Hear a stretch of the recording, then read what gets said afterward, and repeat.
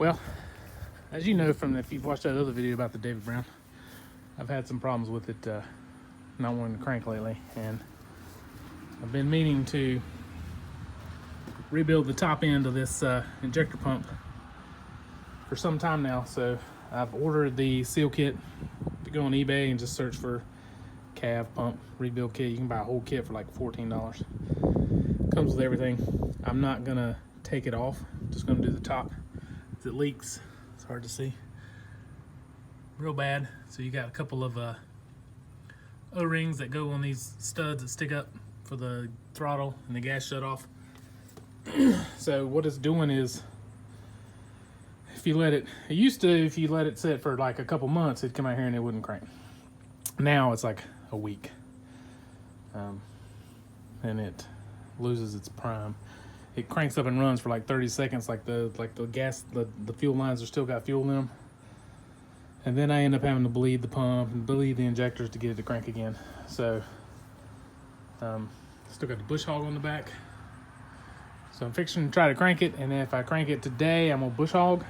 I got a field I want to bush hog, and then I'm gonna pull it into the shop, and I'm gonna order 2 new fuel filters, oil filter, and injector pump rebuild kit's already been ordered. So we'll go from there. Let's see if we can start. All right, it's been maybe a little bit over a week since I've run it before. Check the oil, check the gas, see if she'll crank. Fuel's on.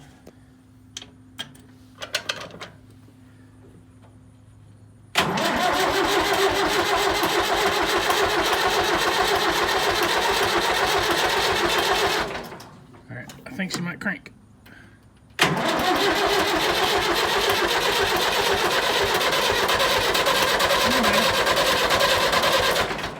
She's gonna crank. Come on.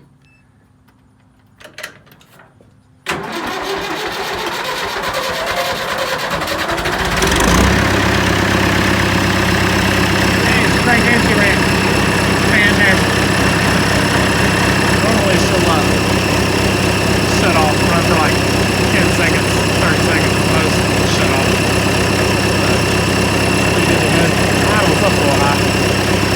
Anyway, I'm gonna go bush off, then I'll roll it into the shop.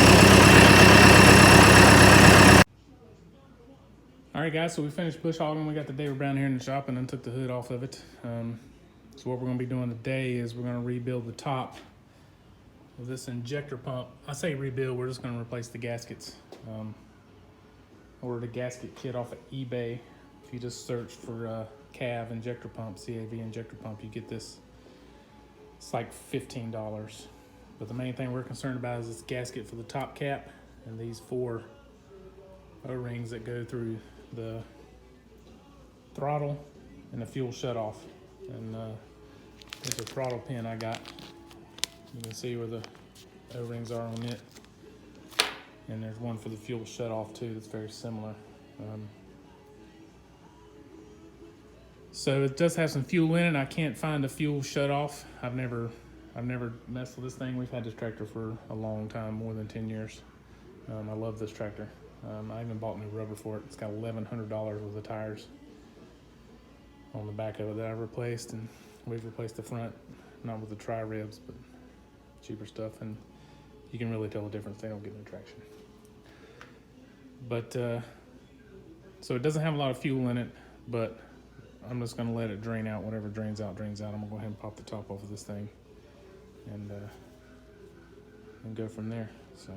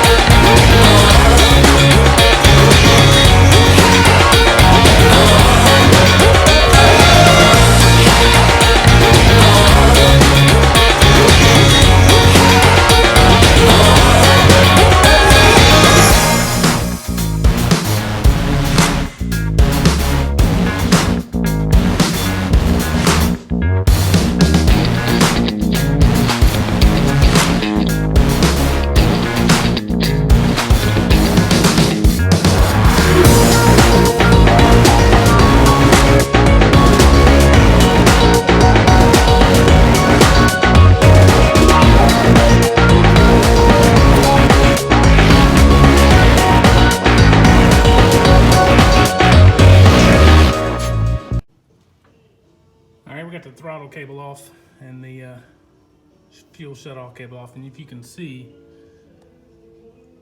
they're squared. And that's how they fit on that pin. The square fits on and it rotates the pin. And I got them tied up out of the way with a wire. I got some stuff underneath that I hope is going to catch the fuel, and we're going to bust these. These are only two. There's two studs in here. And they got these caps on them, and that's what holds the whole shebang on. These are your stops. One's a wide open throttle stop, and the other one's a idle stop. It lets it idle. And yes, I took pictures of it before I took it apart. So let's pop these two nuts off and see how much fuel comes out. All right, I've got the throttle and the fuel shut-off cable off, and I got one retaining nut that holds this cap off. And I think a lot of fuel is going to come out, so I rigged me up a trough here. I have a piece of flashing. The first one I can get off with a wrench, but I can't get a wrench on this one, so break this loose. And like I say, it's got a couple gallons of gas in it, fuel. So I think I'm gonna have a big fat mess.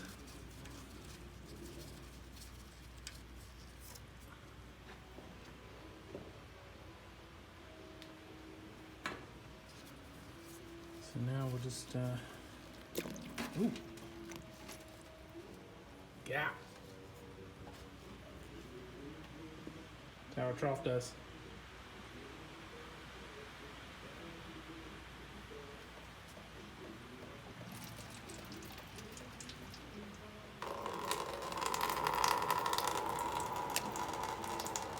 Hey, it worked out pretty good. A little bit of splash.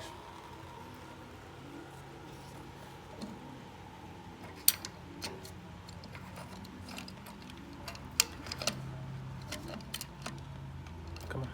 So now is the tricky part. It's got the spring underneath it. Let me get these pins out and I'll show you what I'm talking about.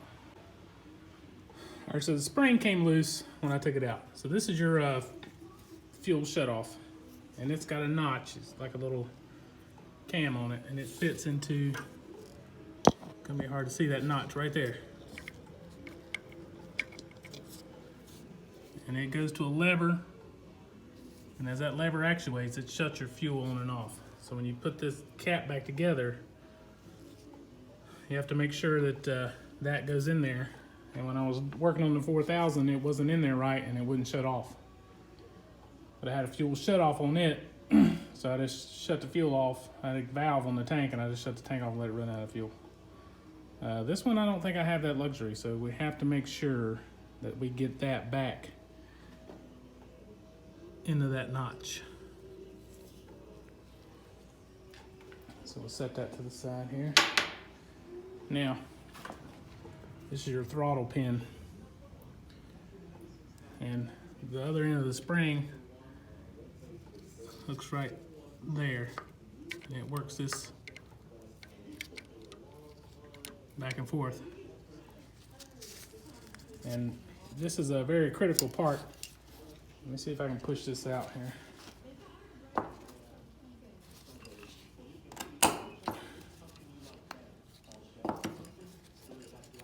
These things are calibrated. This pin, and it is in the very back pin, closest to the stem. It's very important that you maintain that and get that spring back in the right hole.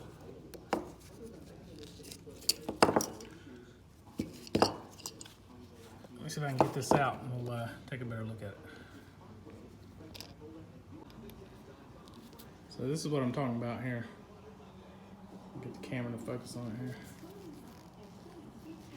Anyway, this thing's got 3 holes in it. And your pump's gonna be calibrated with your spring to go back in that hole. And if you can see, it's in the far back hole. You see them right there. So you have to make sure that you put that spring back in that same hole. That is very critical. So right now we're going to clean this thing up with some brake cleaner. We'll replace these O-rings and then hopefully put her back together and fire it up. All right, so we got the shut-off shaft here, and I've taken the bottom O-ring off. It crumbled, it broke. Anyway, it's been my experience.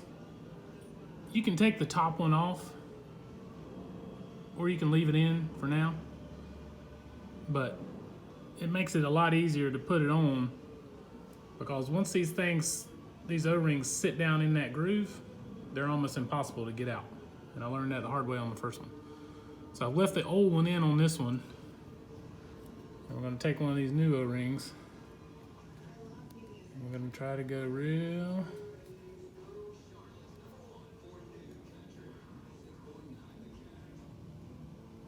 easy. That way it goes over the first hole. Now the second notch can be difficult too. It sits down in there, but not completely, so you can roll it out.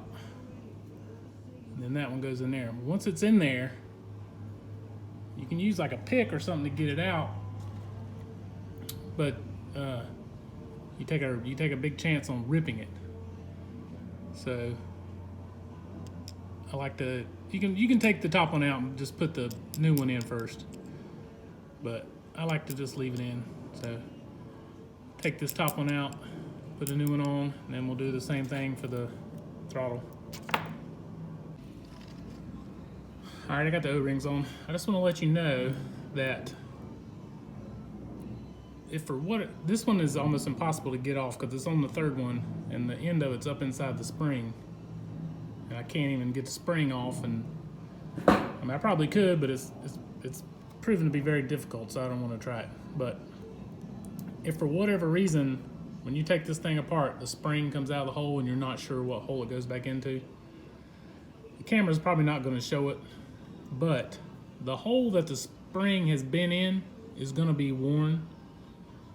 And I know for a fact on the 4000, it was in the middle hole, and the middle hole was worn. Once you held it up and looked at it in the light, and this one is too, the camera's probably not going to pick it up, but you could see that it was elongated a little bit where it had been pulling on that spring. So that's one way you can tell if it comes out what hole it's been in.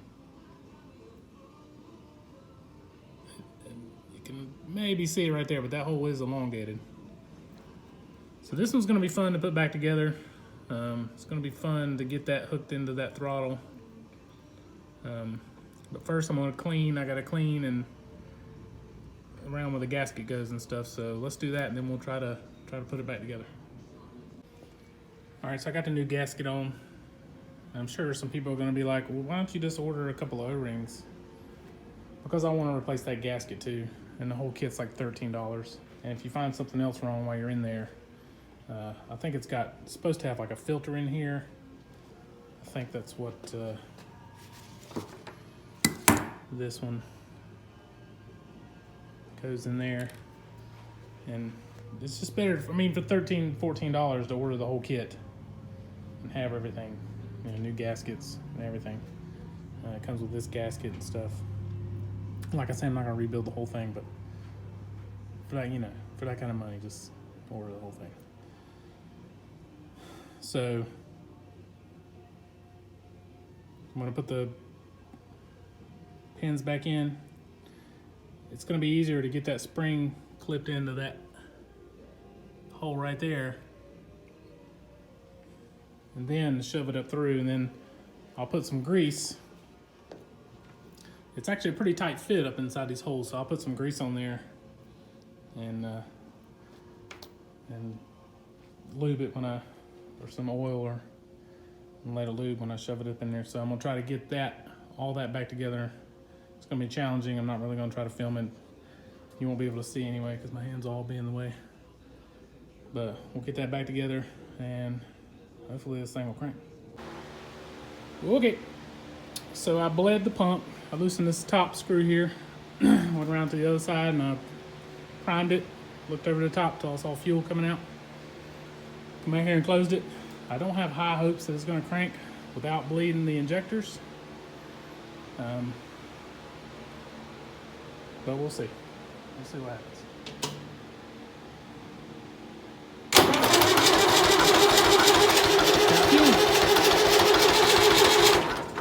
Smoky.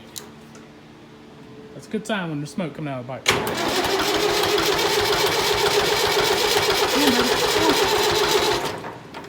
That's not tight, by the way. It's just smoking.